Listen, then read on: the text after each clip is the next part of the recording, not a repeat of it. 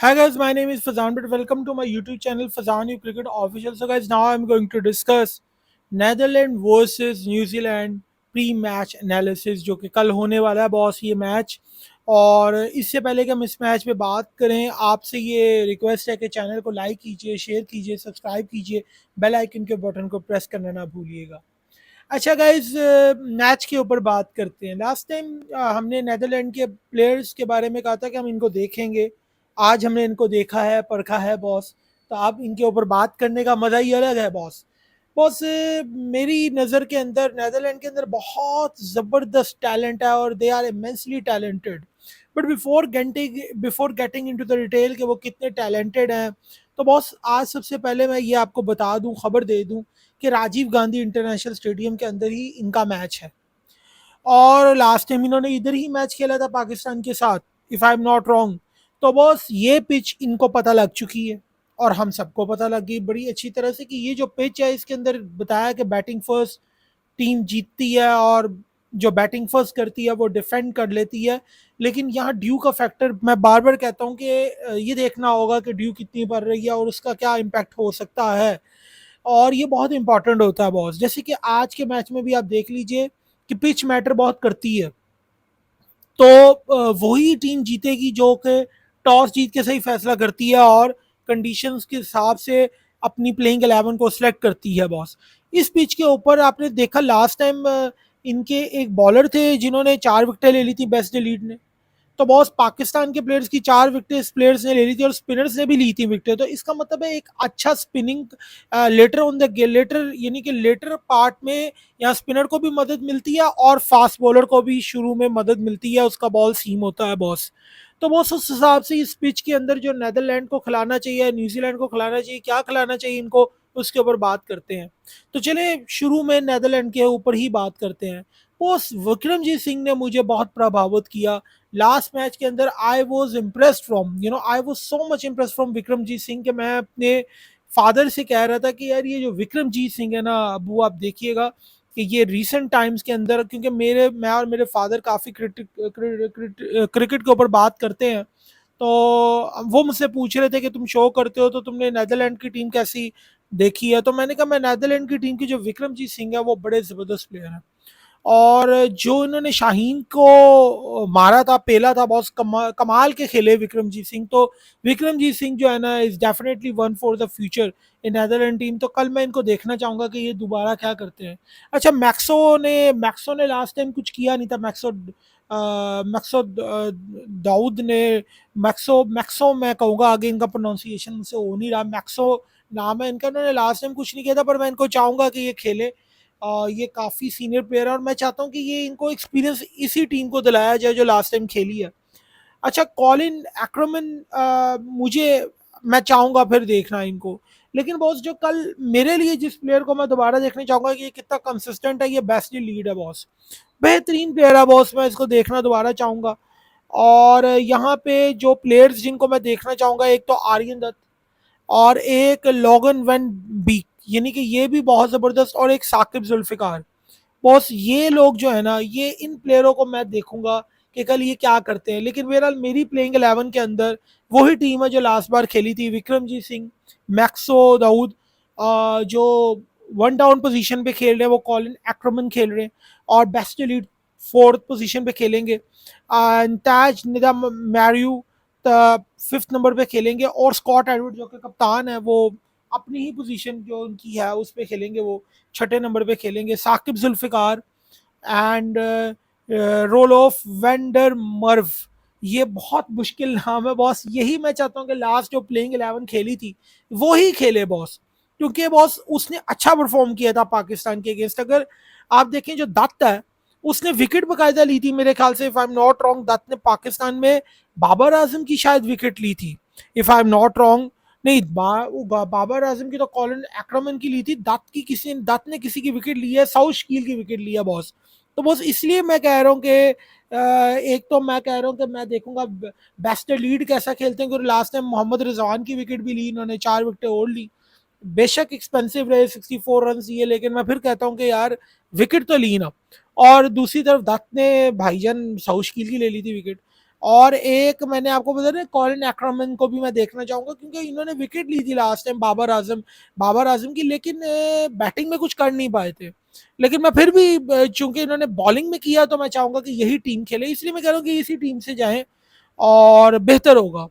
और अगर कल टॉस जीतती है नेदरलैंड तो उसे क्या करना चाहिए, ये एक बड़ा इंपॉर्टेंट सवाल है, क्योंकि नेदरलैंड की अब स्ट्रेंथ तो हमने देख ली कि नेदरलैंड की क्या स्ट्रेंथ है।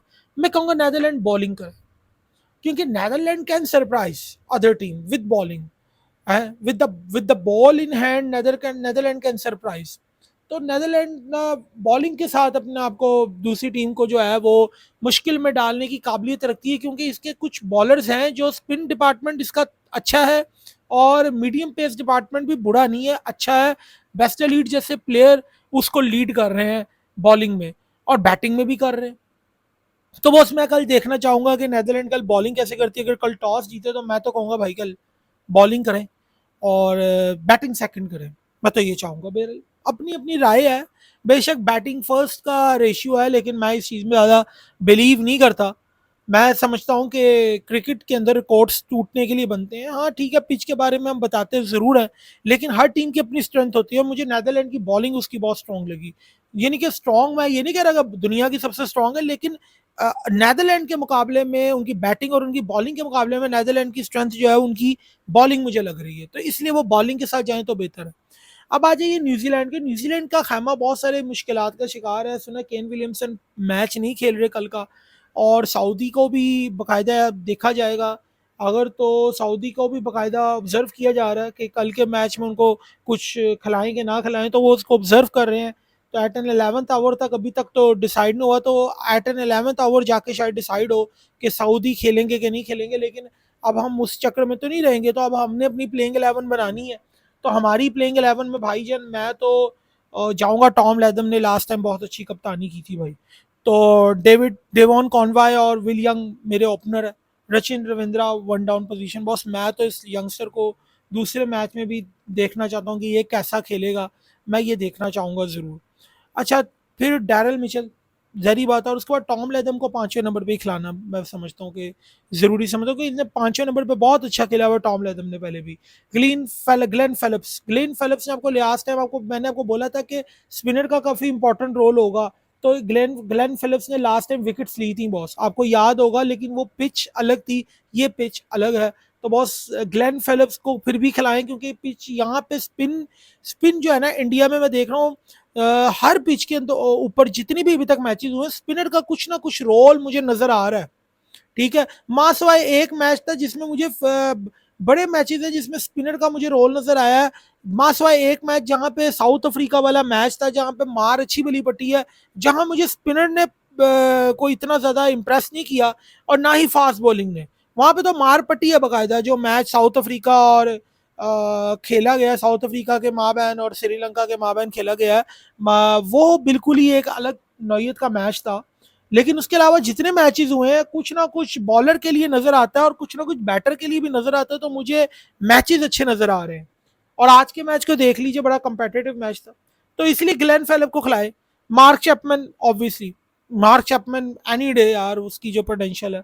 और जिमी नेशम की जगह यार जेम्स नेशम की जगह मैं चाहूंगा इस बार लोकी फर्गसन को खिलाएं, क्योंकि कल नेदरलैंड है।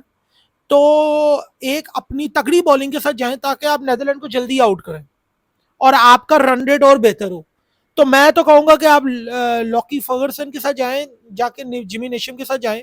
3 बॉलर रखी है, ट्रेंट बोल्ट, मैट हेनरी और लॉकी फर्गसन, और गो विद मिचेल सेटनर और मार्क चैपमैन और ग्लेन फिलिप्स। यानी मार्क चैपमैन कह रहा हूँ, ग्लेन फिलिप और मिचेल सेटनर, और इनके साथ जाएं आप। ये मेरा आपको मशवरा है मुफ्त का, लेना तो ले लीजिए, आपकी मर्जी है। बहरहाल ये सेटनर के साथ जाइए और ग्लेन फेलिप्स के साथ जाइए और चैपमैन, ये सारे, यानी कि ये वो प्लेयर्स हैं जो डैरल मिचेल भी बॉल कर लेता, स्पिन कर लेता। तो बस ये पार्ट टाइमर स्पिनर्स काफ़ी बन रहे हैं इनके पास। तो बस इनके साथ जाए और मैं कहता हूँ मौका दें और छक्का मारें, क्योंकि कल नेदरलैंड को आप बिल्कुल जो है ना, आप जो है ना इनको कोशिश करें ज्यादा, अगर ये बैटिंग पहले करें तो जल्दी इन्हें आउट कीजिए ताकि रन रेट जो है आपका बेहतर और हो। क्योंकि आजकल मैं देखो रन रेट बड़ा मुकाबला हो रहा है, पाकिस्तान भी रन रेट के मुकाबले में, एक तो पहली बात है न्यूजीलैंड वैसे ही का रन रेट जो है वो +2 में है, और अगर आप देखो न्यूजीलैंड का +2 में है और साउथ अफ्रीका का भी +2 में है और पाकिस्तान का +1 में रन रेट चल रहा है। और if I am not wrong तो श्रीलंका का भी जो रन रेट है, अब श्रीलंका कह रहा बांग्लादेश का भी रन रेट जो है +1 के अंदर ही जा रहा है समथिंग। तो बॉस ये अभी तक की सूरत हाल है, और इंडिया ने भी जो आज विक्ट्री ली है वो एक डिसेंट विक्ट्री है। तो देखा जाए तो इन सब टीमों को अब रन रेट को भी अपने ध्यान में रखना चाहिए कि अगर आपका ओपोनेंट थोड़ा वीक है तो बॉस उसको फिर कम बैक करने का मौका न दे। सो गाइज यही एक हमने कोशिश की है कि एक प्री मैच एनालिसिस शो करें, क्योंकि बॉस प्री मैच एनालिसिस हम क्या करते हैं, अब आप देखें न्यूजीलैंड के अंदर इफ एंड बट्स बहुत चल रहे हैं, वो कल लास्ट मोमेंट पे पता लगेगा कि कल सऊदी खेल रहे कि नहीं खेल रहे। अच्छा मैं सॉरी एक बात करना चाहूंगा कि कल ये कोशिश करें कि कल अगर ये नहीं, ये मेरे ख्याल से ये बिल्कुल ठीक है, अगर चाहे तो मिचेल सेटनर को बिठा लें और कल सूदी को खिला लें, सऊदी जो स्पिनर है आपके लेग स्पिनर है, एक तो सऊदी और सऊदी में बहुत यार मसला होता है, जो स्पिनर है ना लेग स्पिनर उनको खिला लें आप, ताकि उनको भी एक गेम टाइम मिल जाए, और कल ओपोनेंट भी इतना ज़्यादा स्ट्रॉन्ग नहीं है, तो कल देख लेते हैं बहरहाल। तो बहरहाल now I am signing off my show जी, और चैनल को सब्सक्राइब कीजिए, शेयर कीजिए, लाइक कीजिए और बेल आइकन के बटन को प्रेस करना ना भूलिएगा। Thank you very much.